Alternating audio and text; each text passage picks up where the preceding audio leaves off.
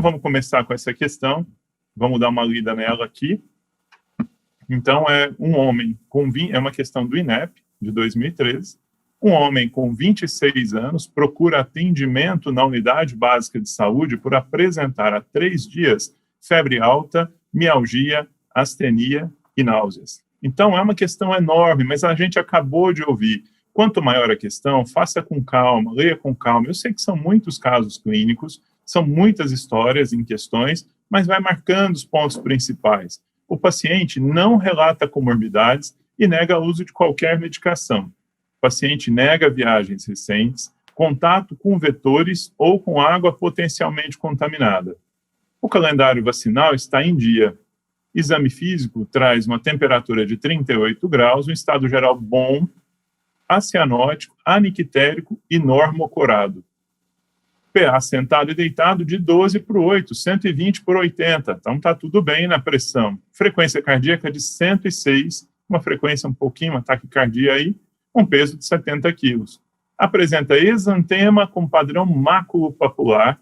Olha só que coisa que chama atenção. Não falou que era dengue até então, mas presta atenção. Junto isso, associado a prurido cutâneo generalizado sem comprometimento da região palmar.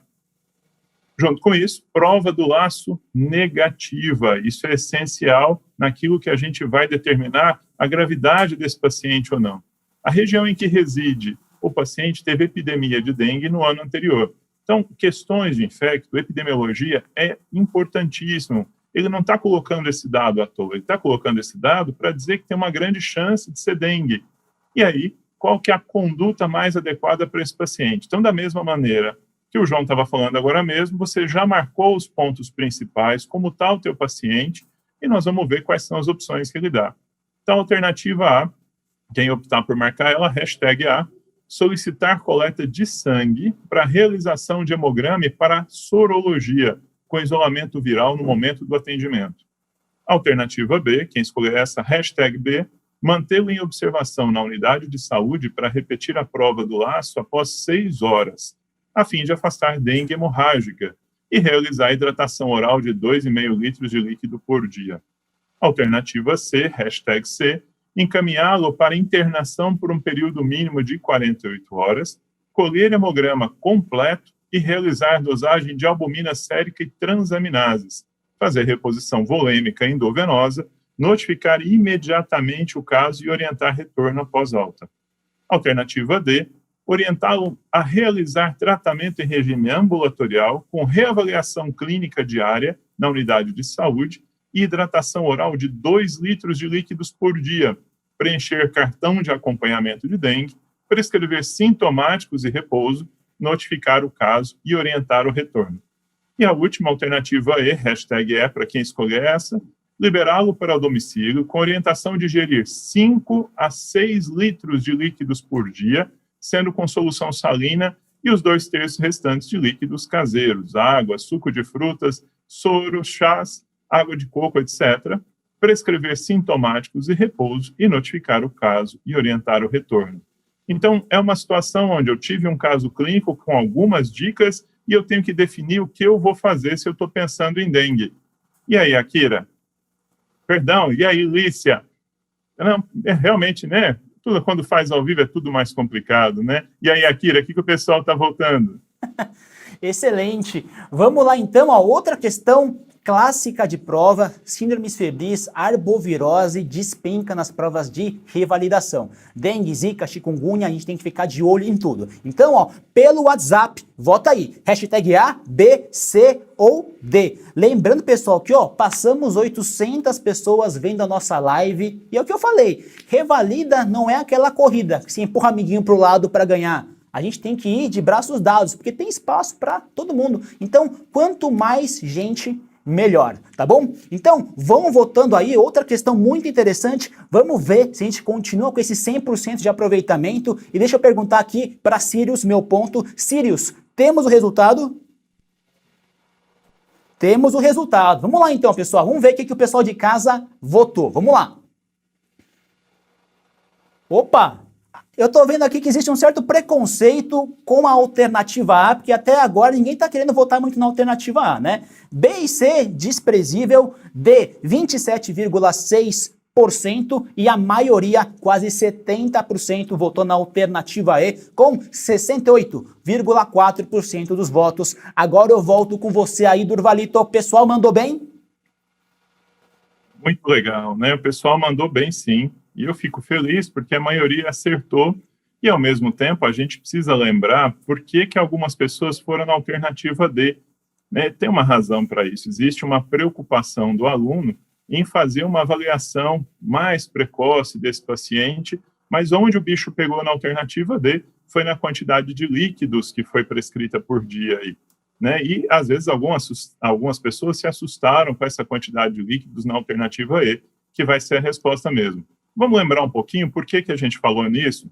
No próximo slide, a gente vai ver a razão pela qual a alternativa E é a resposta. Para você estudar arbovirose, para você estudar dengue, é fundamental que você saiba classificar o seu paciente no grupo que ele pertence. Então, existem 4 grupos para classificação de dengue. Grupo A, B, C e D. À medida que eu vou aumentando a letrinha, eu vou piorando a condição clínica do paciente, e para cada grupo eu tenho uma conduta diferente. O nosso paciente da questão, ele é da alternativa do grupo A.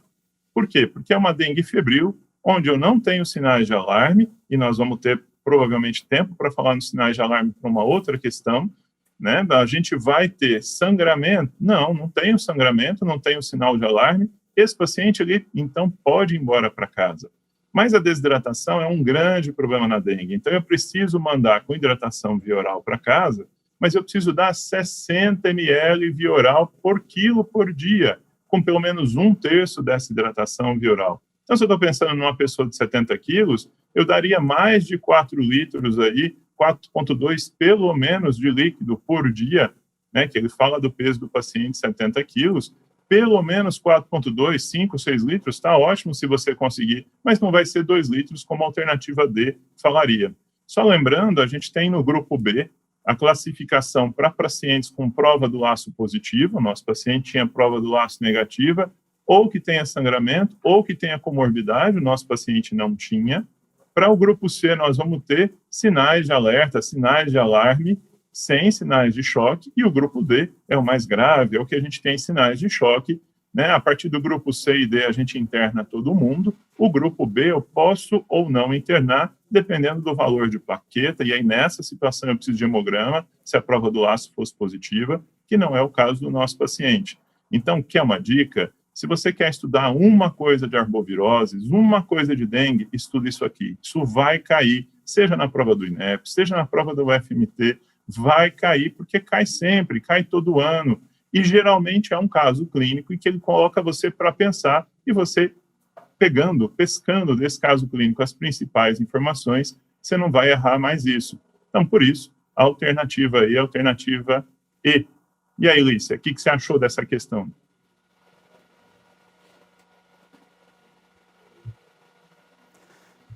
Eu acho que a Alicia está igual. Durval. Voltou.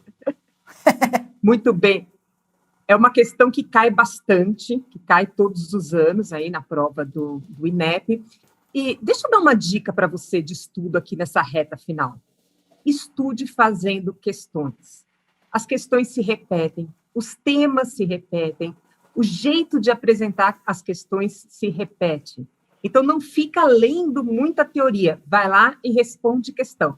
Se você respondeu a questão, você sempre acerta aquele tema, ótimo, passa para o próximo. Se você vê que você não sabe nada daquilo, aí sim você vai recorrer à teoria, vai ler para entender melhor. Mas agora, fazer questão é o mais rico, é a melhor maneira de estudar. Tem uma outra coisa que cai muito, né, nas provas de infectologia que a gente dissecou aí do INEP, que são as ISTs, é isso mesmo, Durval? É isso mesmo. Então, assim, dentro dessa história toda, a gente tem as infecções sexualmente transmissíveis, antigamente eram chamadas de doenças sexualmente transmissíveis, que caem muito.